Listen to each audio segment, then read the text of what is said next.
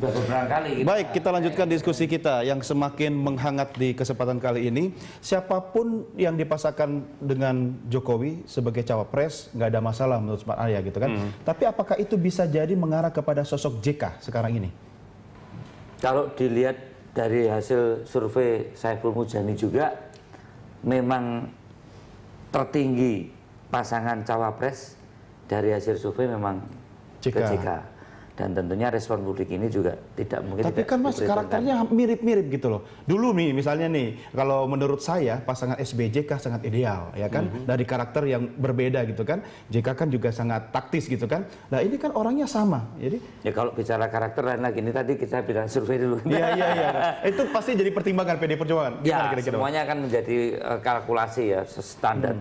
Kan tolok ukurnya satu, yang pertama soal ideologi. Yang kedua adalah soal bersih, ya. Bersih dari hal-hal yang menyangkut masalah korupsi. Yang ketiga adalah bagaimana dia juga bisa melengkapi sisi kedua pasangan ini menjadi saling melengkapi, kan itu. Ini yang tentunya akan menjadi kriteria cawapres. Saling melengkapi ini benar-benar siapa jadi presiden, bukan ada the presiden sama the real presiden gitu ya.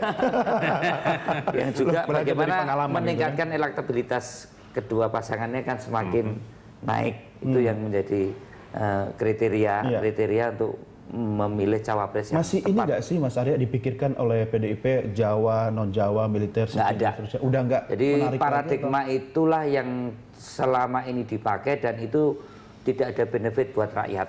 Ya.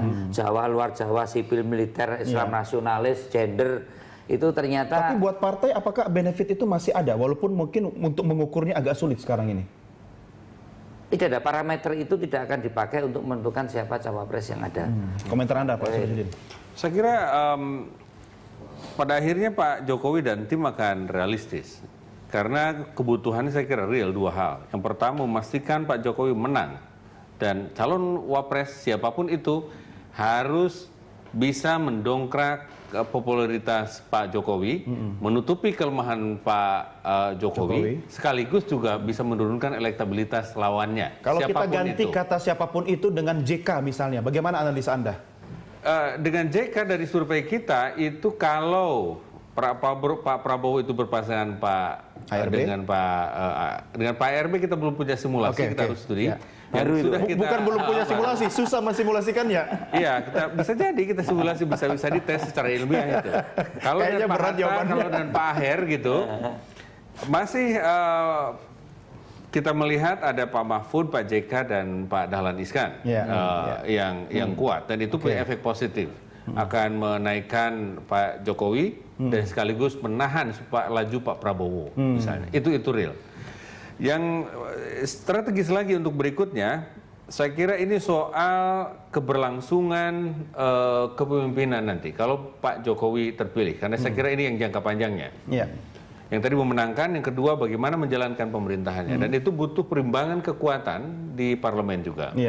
Kerjasama seperti apa yang memungkinkan kebijakan-kebijakan Pak Jokowi bisa didukung dan diberi dasar legitimasi oleh parlemen.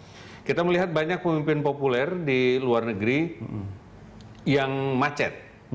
Belum lama Obama mengalami kesulitan yang luar biasa meskipun personalnya gara-gara yang memang nggak dapat support dari Pak Sirojudin. Saya harus mengakhiri diskusi kita, tapi dengan satu pertanyaan kunci. Yang harus diwaspadai Jokowi siapa? Prabowo, ARB, atau siapa?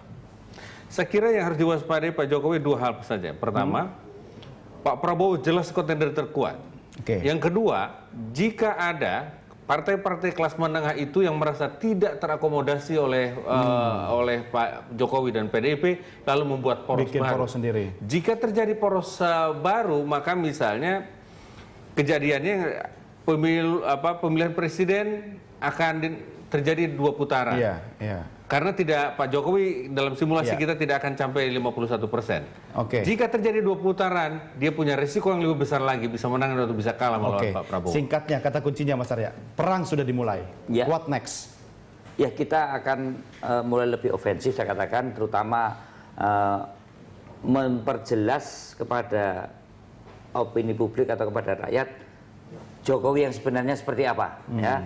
Jadi sekarang kan black campaign luar biasa. Ya, ditembakin dari masalah pasar kebakar, kemudian dari urusan-urusan hal yang menyangkut berita-berita di TV SARA. maksudnya ya? Ya, TV yang mana itu?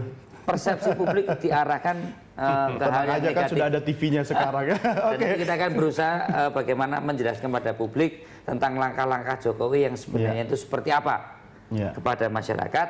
Kemudian nanti dalam jangka pendek tentunya visi misi presiden ke depan yang akan disampaikan Jokowi yang juga misi partai itu akan lebih mempertegas siapa Jokowi ke depan. Bagaimanapun juga nanti rakyat yang akan menjadi penentu akhir dari semua koalisi rakyat itu yang saya kira lebih penting. Mas Ari, terima kasih sudah bersama kami. Sukses buat Anda. Pak Syarjudin, terima kasih. Sampai ketemu lagi.